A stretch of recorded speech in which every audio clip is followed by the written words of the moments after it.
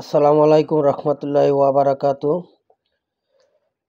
আজকে বর্তমান দেশের যে পরিস্থিতি, এই পরিস্থিতি অনুসারে দেশ ও জাতির উদ্দেশ্যে কিছু কথা বলবো। আশা করি আমার কথাগুলো সবাই বিবেচনা করবেন এবং ভেবেচিন্তে দেখবেন। আজকে দেখেন যে ছাত্র নামের সমন্বয়করা, তারা আসলেও কি দেশের সমন্বয়ক ছাত্র সমাজের, নাকি চক্রান্তকারী, দেশবিরোধী চক্রান্তকারী পাকিস্তানি দোসরদের দালাল? এগুলো আপনারা চিন্তা ভাবনা করবেন আশা করি। কারণ আমার ব্যক্তিগত মত অনুসারে এবং এলাকার সাধারণ জনগণদের মত অনুসারে আমি এই বিগত 6 মাসে দেখতে পাচ্ছি যে আসলে তারা এদেশের ছাত্র সমন্বয়ক না।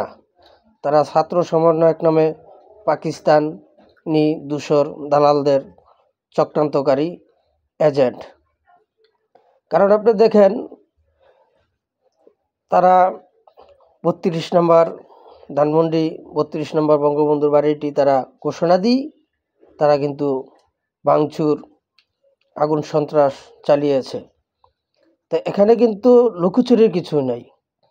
আর এর পিছনে কারা ইন্ধন দিচ্ছে আমরা স্পষ্টভাবে দেখতে পাচ্ছি, বুঝতে পারছি যে এটা বর্তমান অবৈধ ইউনূস সরকার, ফ্যাসিস্ট সরকার এটাকে মদত দিচ্ছে। তাদেরকে দিয়ে ছাত্রদের নাম করে সাধারণ ছাত্র জনতার গায়ে কলঙ্ক লাগানোর চেষ্টা করছে। তারা সাধারণ ছাত্র জনতার নাম ভাঙিয়ে তারা পাকিস্তানের দালাল দোসর চক্রান্তকারীদের দিয়ে এই দেশটাকে তারা ধ্বংস করতে চাচ্ছে।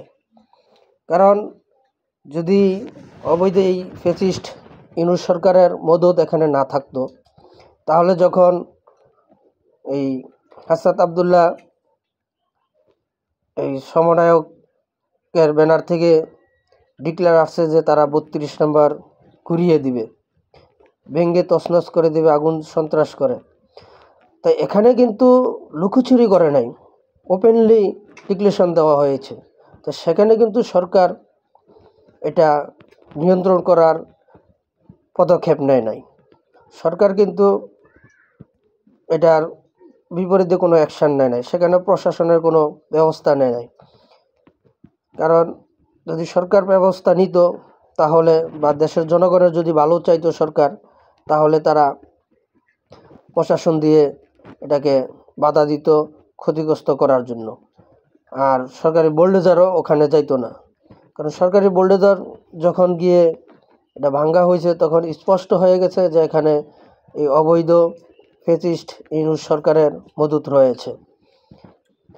কারণ ইউনূস সরকারের যদি মদত না থাকতো, তাহলে এটা কখনোই সম্ভব হতো না। আর আজকে থেকে এই গাজীপুরে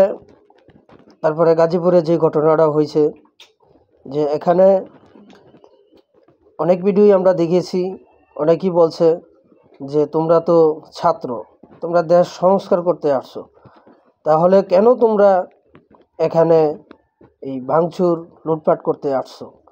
এই কথাগুলো কিন্তু অনেকেই বলছে আহতদেরকে।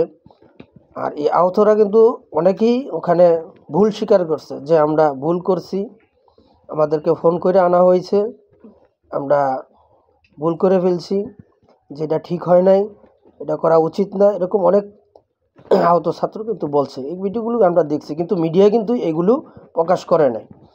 মিডিয়াতে এগুলো প্রকাশ না কইরা বরঞ্চ ওখানে হাসনাত আবদুল্লাহ সার্জিস ওপেনলি ডিক্লেয়ার দিয়ে আসে যে যে কেউ হোক, আওয়ামী লীগের সমর্থিত বা যে কেউ যদি তাদেরকে বাধা দেওয়ার চেষ্টা করে, প্রতিহত করার চেষ্টা করে, তাদেরকে তারা শেষ করে দিবে। তাহলে তার সন্ত্রাস কারা? এদেশের সাধারণ জনগণ, আওয়ামী লীগ সমর্থিত জনগণ সন্ত্রাস, না এই সমন্বয়ক নামে নবাব মির্জাপুর রাজাকার বংশধর পাকিস্তানের দূষর চক্রান্তকারীরা এদেশে ইউনূস সরকার সন্ত্রাস? এটাই আপনারা বিবেচনা করবেন। তবে আশা করি দেশের মানুষ দেশের স্বার্থে, জনগণের স্বার্থে আবারও একতাবদ্ধভাবে ঐক্যবদ্ধ হয়ে এই ফ্যাসিস্ট অবৈধ ইউনূস সরকারকে প্রতিহত করবেন।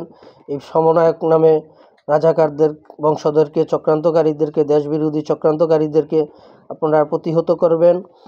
যার যার স্থান থেকে শেষে যে যার যা আছে তা কিছু নিয়েই আপনারা তাদেরকে প্রতিহত করবেন। কারণ এখন সবারই দেয়ালে পিঠ ঠেকে গেছে, কোনো নিরাপত্তা নেই, মানুষ নিরাপত্তাহীনভাবে ভুগছে। কারণ আমরা বিগত আওয়ামী লীগ সরকারের আমলে কিন্তু আমরা রাত 1টা 2টা 12টা 3টা নাই, সারা রাত দিন রাত 24 ঘন্টা কিন্তু আমরা স্বাধীনভাবে চলতে পারছি। টাকা পয়সা, অর্থ সম্পদ সব কিছু নিয়ে কিন্তু আমরা চলাফেরা করতে পারছি নির্ভয়ে, কোনো টেনশন ছিল না। এখন আপনার দিনের বেলায় এক এলাকার থেকে অন্য এলাকায় যাইতে চিন্তা করতে হয় যে কোন বিপদে পড়ি। কারণ ভয় একটাই, যে এই সমন্বয়ক নামে দুষ্কৃতী চক্রান্তকারীরা যেই সিন্ডিকেট শুরু করছে। কারণ এক এলাকার থেকে আরেক এলাকায় একটা লোক যাইতে ভয় পাচ্ছে, এর কারণ গেলেই তারা আওয়ামী লীগের দোসর বলে তারা অত্যাচার, জুলুম, নিপীড়ন করছে, হত্যা করে ফেলছে মানুষকে। এই মানুষ এই আতঙ্ক থেকে এখন অন্যান্য কোনো দলের নেতাকর্মীরাও বেশি এক এলাকা থেকে আরেক এলাকায় কাজকর্মের জন্য যাইতে পারছে না। সমর্থকরা, জনগণরা এখন খুবই আতঙ্কে আছে। আপনারা এখনও সময় আছে, এই দেশের জনগণ আপনারা সবাই ঐক্যবদ্ধ হন, একতাবদ্ধ হন, এই সমন্বয়ক নামে আজাবকে ধ্বংস করেন, তাদেরকে প্রতিহত করেন। আর না হয়তো আরও ভয়ঙ্কর হয়ে যাবে। কারণ বর্তমান যে আইন পাশ করছে, এই আইনটি আপনার পাকিস্তান পিরিয়ডে পাকিস্তানি হানাদার বাহিনীরা কিন্তু জারি করেছিল চার্জ লাইট হিসেবে। আর এখন বাংলাদেশ এই ফ্যাসিস্ট ইউনিট সরকার এই আইনটিকে পাশ করছে কি ডেভেলিউশন হান্ট নামে। তাহলে এই একই আইন, মানে একটু পার্থক্য করি তারা এই আইনটিকে পাশ করছে। এই আইনটি কাদের জন্য? এটি কি সন্ত্রাস, জঙ্গিবাদদেরকে আশ্রয় দেওয়ার আইন, আর সাধারণ জনগণকে হেনস্থা করার আইন। যেমন আপনার এগুলো একটা পায়তারা চলছে দেশকে ধ্বংস করার জন্য, এই দেশকে জঙ্গিবাদে পরিণত করার জন্য, ভিক্ষার রাষ্ট্র হিসেবে পরিণত করার জন্য এই দেশটাকে এই পরিণতির দিকে নিয়ে যাচ্ছে। কারণ এই যে তারা লোভটা কোথায় থেকে পাচ্ছে, যে এই যে বন্যার সময় যে টাকা মানুষ দান করছে বন্যার্তদের জন্য, এই টাকাগুলো কিন্তু কোনো হিসাব নাই, সঠিক হিসাব দিতে পারে নাই আজও পর্যন্ত কেউ।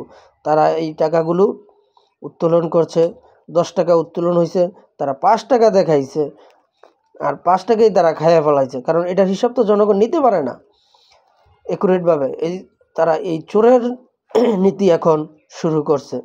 তারা চাচ্ছে দেশটাকে ধ্বংস করে, গরিব করে, অর্থহীনভাবে ধ্বংস করে দিয়ে বিভিন্ন দেশে তারা ভিক্ষার ঝুলি হিসাবে দেশটাকে পরিচিত করতে চাচ্ছে। এবং ভিক্ষার ঝুলি হিসাবে পরিচিত করে তারা বিশ্বের কাছ থেকে ভিক্ষা এনে, 10 টাকা ভিক্ষা এনে এই দেশকে 5 টাকা শোনাবে, এবং এখান থেকে 3 টাকা খরচ দেখায়া 2 টাকা দেখাবে যে আমরা বিভিন্ন দেশ থেকে অর্থ এবং সাহায্য সহযোগিতা আনে দেশ চালাচ্ছি। তাই আমরা তো ভাই সেটা চাই না।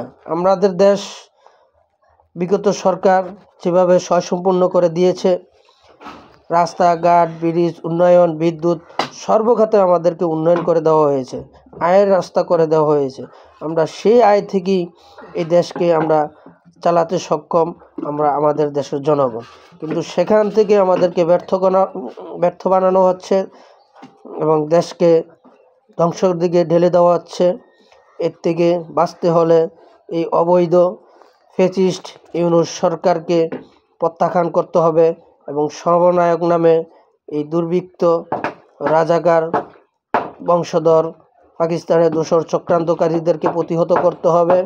আর না হয়তো এই দেশ ধ্বংস হয়ে যাবে, জনগণ ধ্বংস হয়ে যাবে। আজকে এ পর্যন্তই, এখানে শেষ করলাম।